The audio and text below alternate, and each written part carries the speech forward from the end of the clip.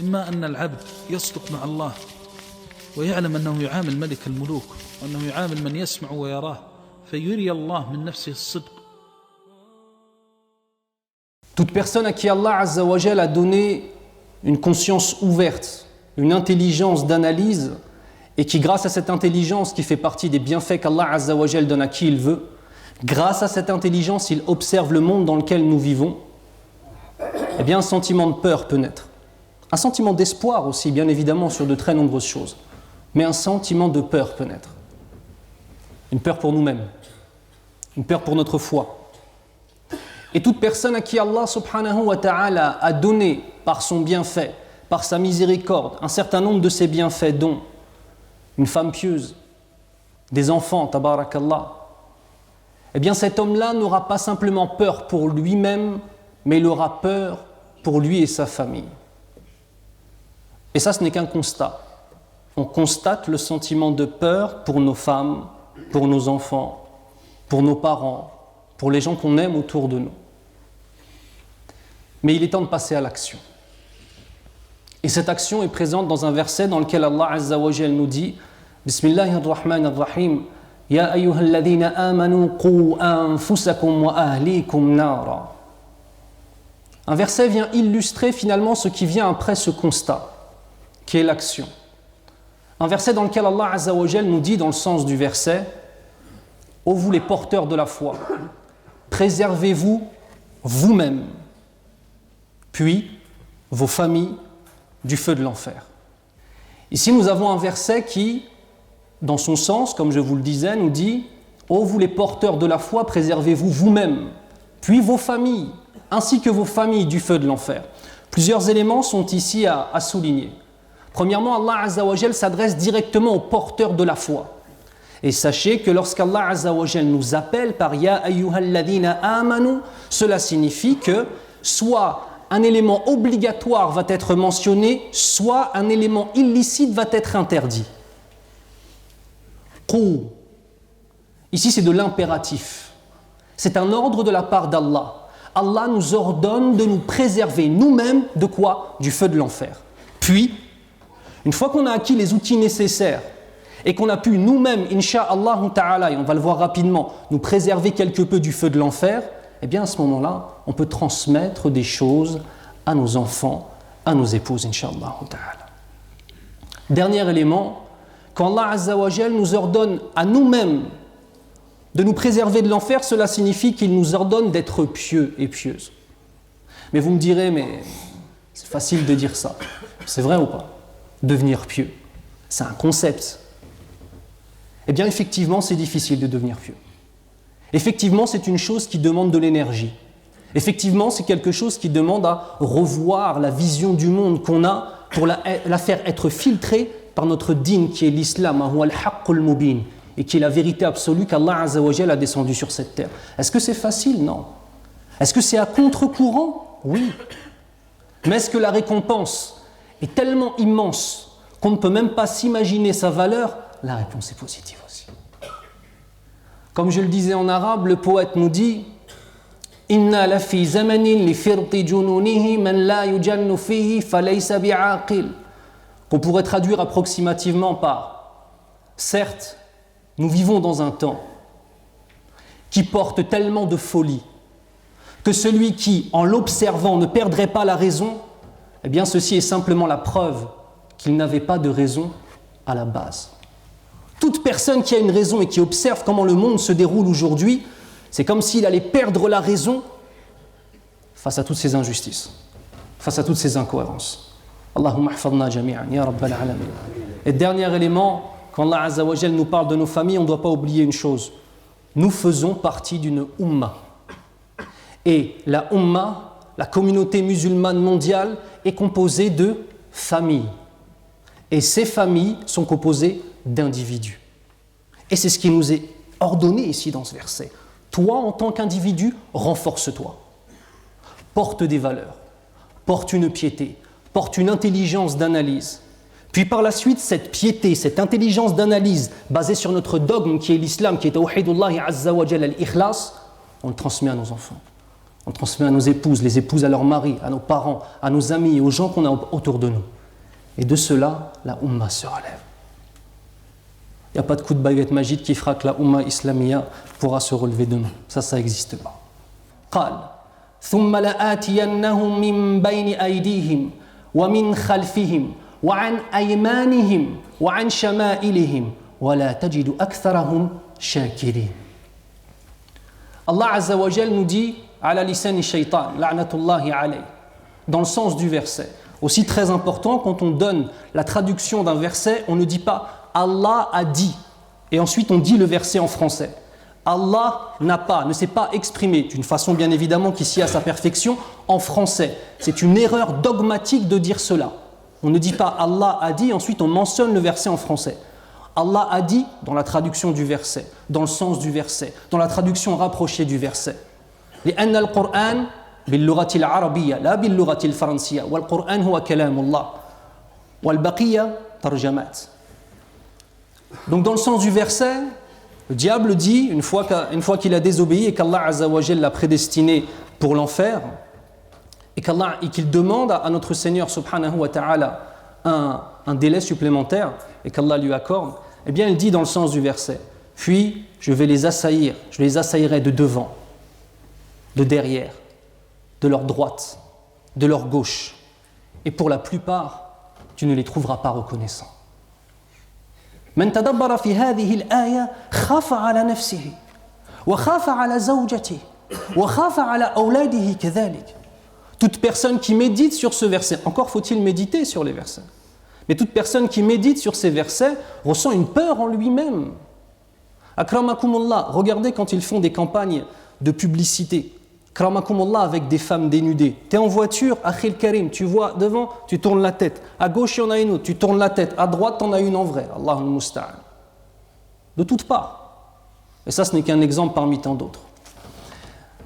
ففي حديث عبد الله بن عمر رضي الله عنهما قال رسول الله صلى الله عليه وسلم كلكم راع وكلكم مسؤول عن رعيته والأمير راع والرجل راع على أهل بيته والمرأة راعية على بيت زوجها وولدها فكلكم راع وكلكم مسؤول عن رعيته. Ce qui signifie dans le sens du hadith qui est rapporté par Abdullah ibn Umar radiyallahu anhuma. Chacun de vous est un berger, chacun de vous est responsable de son troupeau. L'imam est un berger. L'imam dans le sens le chef d'État, bien évidemment, mais aussi l'imam dans le sens le grand alim. Et attention, on ne dit pas imam pour un alim, pour un savant, pour un érudit.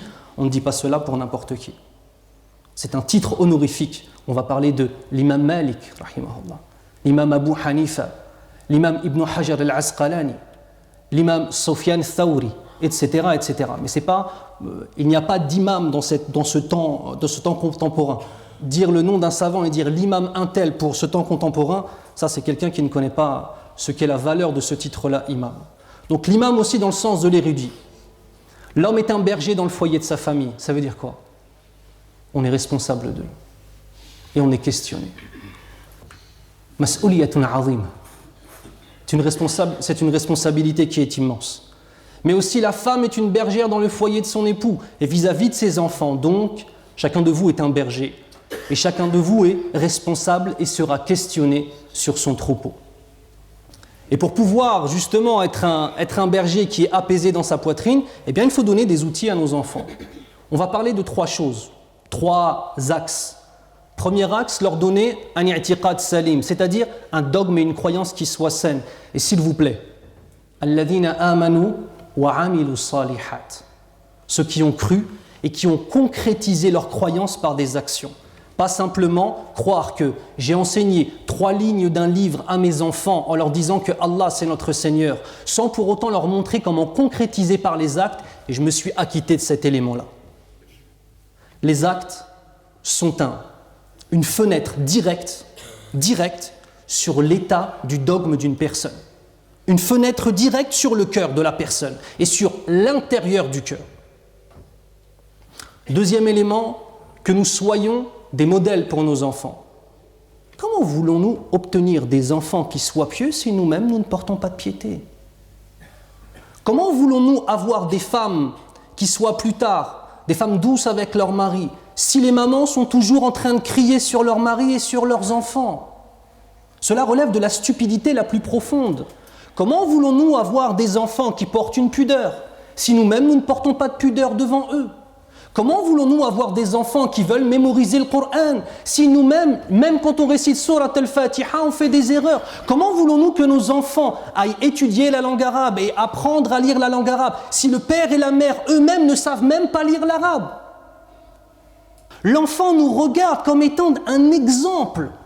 L'enfant, il a les yeux qui brillent devant ses parents. Tu vas dire à ton enfant, tu vas l'empêcher d'aller faire du foot tous les mercredis après-midi. Et le dimanche matin, à 8h30 du matin, il va être au masjid pour mémoriser le Coran ou alors pour apprendre à lire. Mais toi, le papa ou la maman, tu ne sais pas lire. Mais il y a une incohérence là-dedans. Oui, c'est vrai, on prépare notre paradis à travers nos enfants. Mais Allah Azza wa Jal nous a dit « Ya ayyuhalladhina amanu qu anfusakum wa ahlikum nara » Vous en premier, puis nos enfants. C'est très simple par rapport à cet exemple de l'Qudwa, de l'exemple. Très simple. On va prendre une image que tous ceux et celles qui ont déjà pris l'avion connaissent. Quand on prend l'avion et qu'ils font leur démonstration, etc., avec leurs gestes, là, un moment, ils nous parlent des masques à oxygène qui peuvent descendre si la pression dans l'avion descend. Qu'est-ce qu'ils disent? Surtout, ne prends pas ce masque à oxygène et tu le mets sur le visage de ton enfant avant de le mettre sur toi. Tu prends ce masque à oxygène, tu le mets. Une fois que tu l'as mis, tu le mets à ton enfant. Pourquoi? Parce que si tu le mets à ton enfant et qu'il y a plusieurs enfants, peut-être que toi tu vas mourir asphyxié et que tous les autres enfants vont mourir, puisque toi tu seras déjà parti. Donc toi étant l'adulte, tu es là justement pour les préserver. Donc ta survie est un élément essentiel à leur survie, est une condition à leur survie. De la même façon, comment pouvons-nous espérer avoir des enfants pieux si nous ne portons pas de piété? Et dernière des choses, bien sûr, ces enfants-là sont le futur. Et comme je le disais tout à l'heure en arabe, certains ulémas de l'oura, de la langue, nous disent que le mot « ibn » vient d'un verbe qui est « bana yabni » qui signifie construire. Et en fait, on est en train de construire le futur. Ce qui signifie, si on prend une vision un peu plus large des choses, que lorsqu'on a mal élevé nos enfants, on participe au déclin d'une umma entière, tout entière. Un enfant qui sort de la voie de la droiture, c'est un élément de la umma qui sort de cette droiture. Allahumma hafadna min dhalik. Alors on va voir un certain nombre de conseils, Inch'Allah, afin justement de tenter de transmettre à nos enfants des éléments de droiture. Premier élément, on ne fait pas des invocations contre nos enfants, mais pour nos enfants. Tu invoques Allah Azza wa Jal tous les jours sur ton enfant. Par la suite, tu t'étonnes que ton enfant soit tordu. Et peut-être qu'Allah a exaucé ta dua. Allahumma hafadna. Donc on fait des duas pour nos enfants et pas contre nos enfants. Et j'insiste, ce n'est pas un élément culturel. Ça ne fait pas partie des choses dans lesquelles on va dire la ghalib. On est comme ça fait partie de notre urf. On fait dua contre nos enfants, mais on ne le pense pas. Non. C'est haram. Haram. La umma de Muhammad sallallahu alayhi wa sallam, avant l'islam, les Arabes d'avant l'islam étaient connus pour deux choses, enfin trois choses: l'alcool, la danse et la musique. À partir du moment où Allah Azza wa Jal harrama hadhihi al-umur, il les a rendus illicites, ça faisait partie de leur urf, de leur culture, ils l'ont délaissé. Ce n'est pas parce qu'on a un aïb dans notre culture qu'on doit le garder. Donc premier élément, on fait des duas pour nos enfants, pas contre nos enfants. Deuxième élément, an nu'allimahum al-aqidat as-salima. كما قال النبي صلى الله عليه وسلم المؤمن القوي خير وأحب إلى الله من المؤمن الضعيف. Deuxième élément qu'on leur enseigne, une aqida, un dogme qui va pouvoir les renforcer dans cette vie. Le prophète sallallahu alayhi wa sallam nous dit dans le sens du hadith: le croyant fort est meilleur et préférable auprès d'Allah que le croyant faible. Vous croyez qu'on est en train de parler de partir à la salle et de pousser? Ou alors qu'on est en train de parler de faire du MMA, les frères? On est en train de parler de nos convictions. La conviction des rijal. La conviction de ceux, peu importe ce qui se passe, peu importe les pressions, reste ala sirat al-mustaqim. Ça, c'est être Ça, c'est difficile. Par contre, baisser la tête, baisser l'échine et se soumettre, ça, c'est à la portée de n'importe qui. Allahumma hafadna.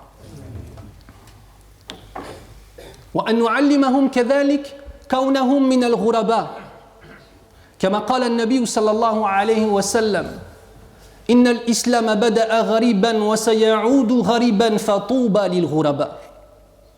De même qu'on sache leur enseigner cette notion d'étranger à cette vie d'ici-bas. Il faut leur enseigner cela. Il faut enseigner à nos enfants que tout le monde ne va pas les aimer. Il faut enseigner à nos enfants qu'il y a certaines personnes qui vont les appeler au fasad, à la perversité. Que certaines personnes vont les appeler à délaisser leur dîn. Que des gens vont se moquer d'eux à cause de leur dîn. Que des gens vont les montrer du doigt à cause de leur dîn. Mais si ton enfant découvre cela une fois qu'il est grand, mais il faut toi que tu lui expliques quand il est petit. Pour faire quoi? Qu'il soit fort. Al-mu'minu al-qawi khayrun wa ahabbu ila Allah min al-mu'mini al-da'if. Troisièmement, leur enseigner l'islam et l'appliquer devant eux. Kama qultu lakum an nakuna qudwatan. Comme je vous l'ai dit, qu'on soit réellement des exemples. Le père délaisse l'illicite et fait l'obligatoire et incite ses enfants à faire de même et leur montre. Ne croyez pas simplement que de faire la prière devant vos enfants suffira, mes frères. Ton enfant, il faut l'encourager à faire la prière. Il faut l'habituer à faire la prière. Ta fille, il faut l'encourager à avoir une pudeur dans son vêtement. Et il faut l'encourager à porter des vêtements qui vont représenter une pudeur dans ses vêtements. Parce que peut-être que toi, tu es un exemple à la maison, Akhil Karim. Mais à l'extérieur, c'est l'inverse qui se passe. Al-Islamu fil bayt wa ghayr al-Islam kharij al-bayt. ماذا يفعل هذا الصغير أو هذه الصغيرة؟ ماذا يختار؟ Cet enfant qui est faible, qui est encore en construction psychologique, qui n'a pas une force de caractère qui est grande, comment va-t-il choisir? Il ou elle rentre à la maison, il y a l'islam, mais dès que il ou elle sort, ça y est, c'est fini. Non. Il faut leur expliquer. Les enfants sont intelligents, tabarakallah. Un enfant, il est intelligent. Mais attention, ce n'est pas un petit adulte. C'est pas un petit adulte. Il a un aql qui est différent, une façon de comprendre les choses qui est différente de nous. Et par contre, il faut le considérer, il faut lui parler, il faut lui expliquer, il faut avoir des discussions sérieuses aussi avec nos enfants, dans lesquelles on a un autre discours qui est simplement « fais pas ça parce que c'est haram ». Expliquons à nos enfants pourquoi c'est haram. Expliquons à nos enfants pourquoi c'est obligatoire. Montrons à nos enfants la beauté de la vie d'un homme pieux ou d'une femme pieuse. De même, leur enseigner vraiment que nous ne possédons rien et que Allah Azza wa Jal possède tout. Allah Azza wa Jal nous dit « Bismillahirrahmanirrahim » Ya ayyuhan nas antumul fuqara'u ila Allah wallahu huwal ghaniyyul hamid. Ce qui signifie oh vous les hommes, vous êtes les indigents, les pauvres, vous ne possédez rien. Il Allah, et ça veut dire que la seule façon de posséder quelque chose, c'est de se tourner vers Allah. Wallahu huwal ghaniyyul hamid. Et Allah par essence est le riche, c'est-à-dire celui qui possède tout et qui n'a besoin de personne. Al-Hamid par essence, qui même s'il ne t'avait rien donné, mérite les louanges. Si on enseigne ça à nos enfants, mais attention mes frères, en le vivant, que notre enfant voit ça en nous. Parce que sinon on rentre dans un autre verset.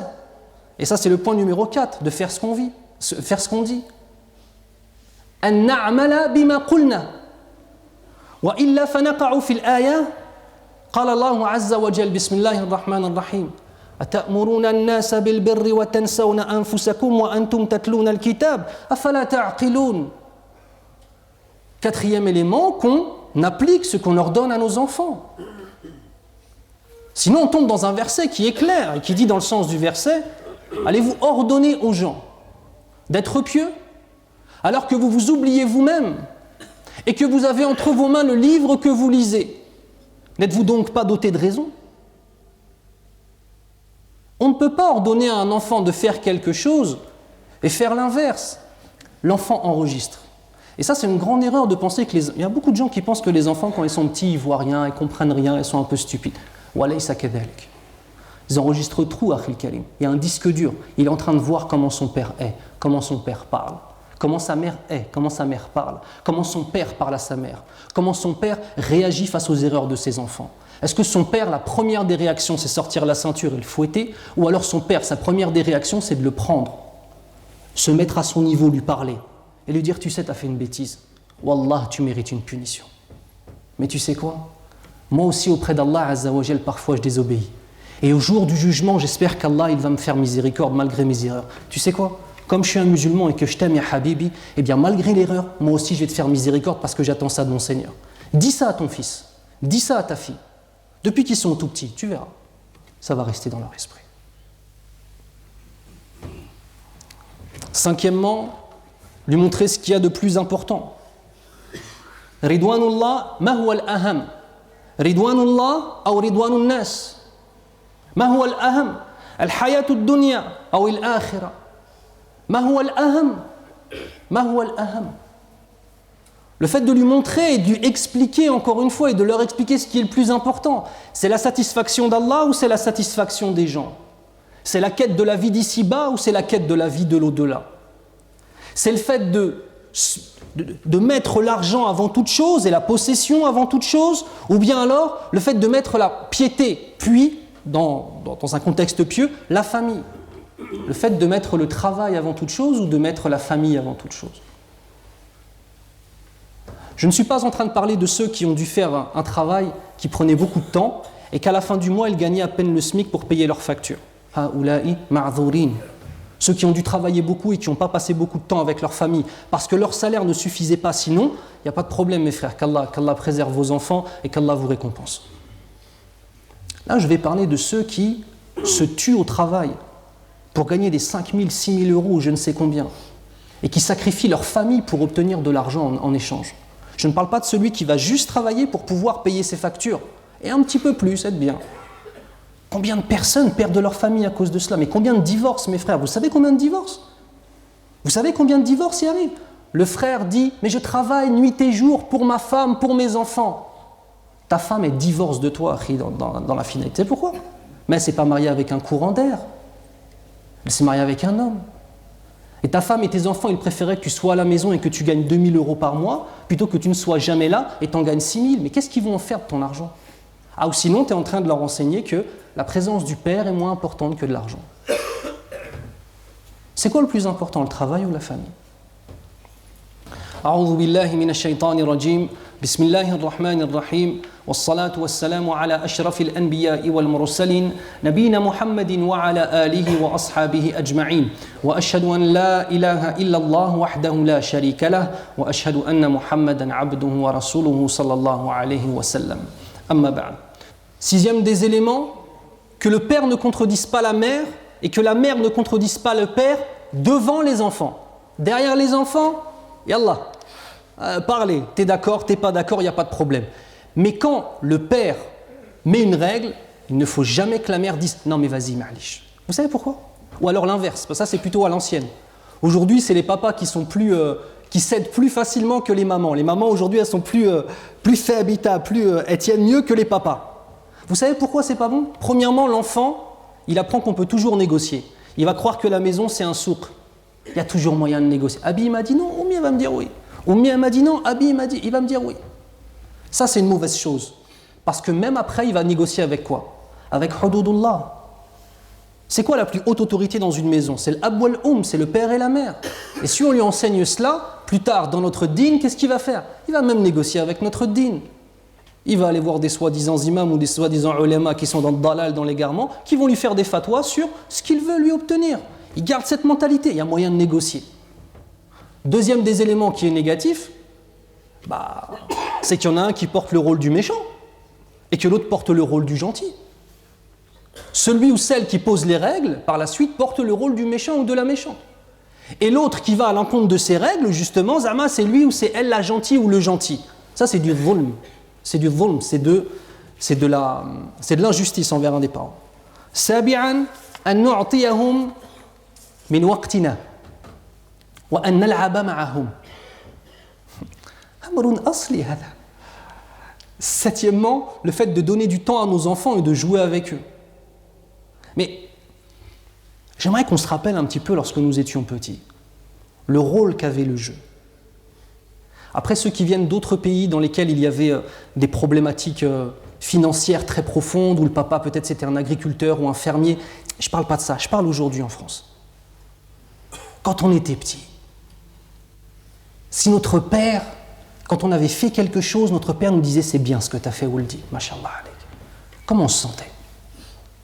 Que notre mère prenait le temps de regarder ce qu'on a fait à l'école, d'échanger avec nous. Regardez, aujourd'hui les parents quand ils sortent leurs enfants au parc, Kramakumullah, on dirait qu'ils ont sorti des animaux. Yani, ils les lâchent. Vas-y, va jouer. Et le père et la mère, il est sur quoi? Sur ça. Sur son téléphone.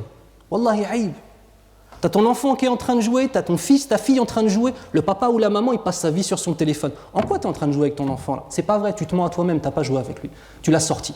Vas-y, va prendre l'air. Ton enfant, quand il est en train de jouer, il veut que tu le regardes. Il va faire la roue la plus naze de l'histoire du monde. D'accord? Une roue trop moche. Mais il veut que tu le regardes. Mais regarde-le. Et tu sais quoi? Dis-lui, Masha'Allah, c'est bien, tu feras mieux la prochaine fois. Encourage-le. Ta fille, elle veut que tu la regardes. Mais vous savez quoi, mes frères et sœurs? Je vais vous dire une chose. Si tu ne donnes pas d'attention à tes enfants, d'autres vont le faire. Si les seuls contacts que tu as avec ton enfant, c'est de lui dire, je ne sais pas si c'est des termes qui sont aïb en arabe, n'étant pas arabophone de base, donc je ne vais pas les dire en arabe, mais tu dis à ton enfant, tu es idiot, tu es bête, tu n'arriveras à rien.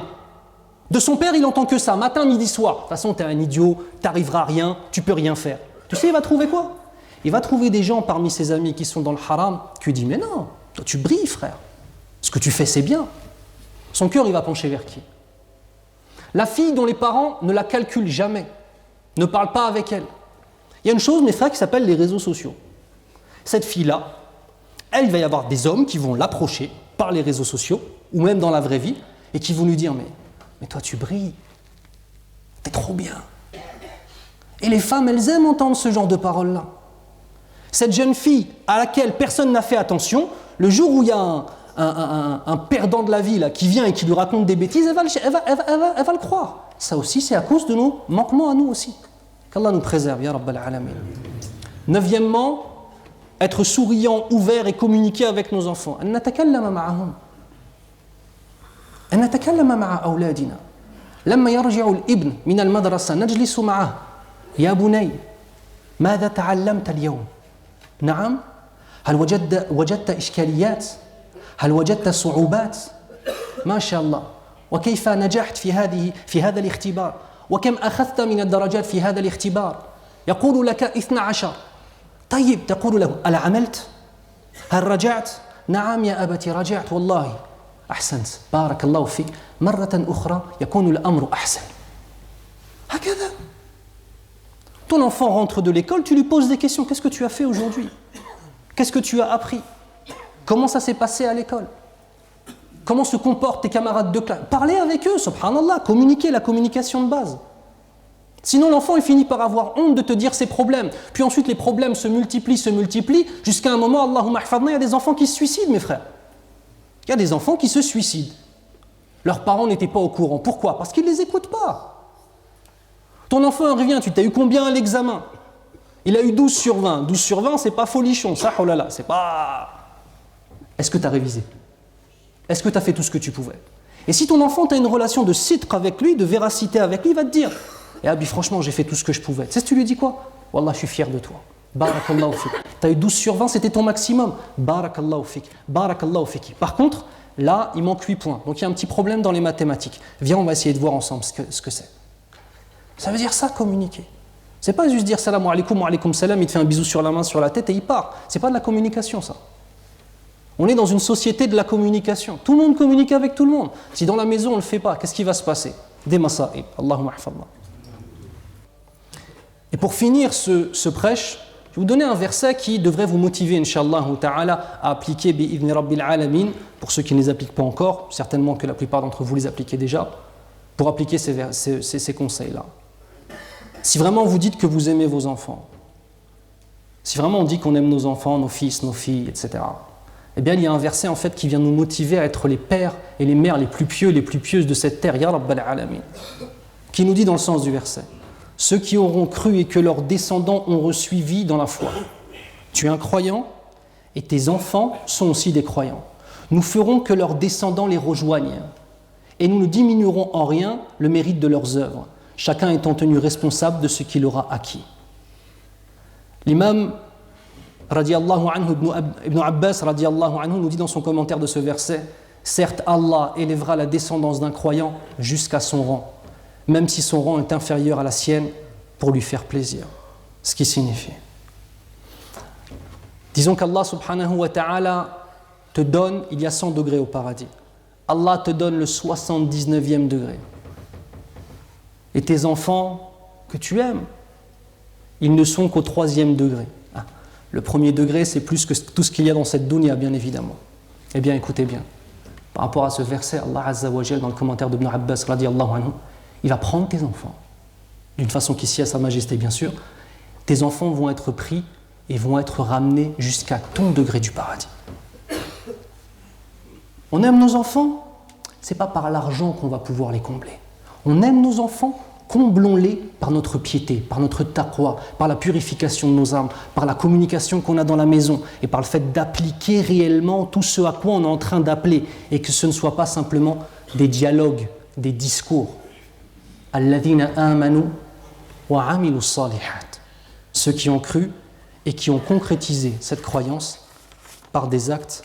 Allahumma ja'alna minhum ya rabbal alamin.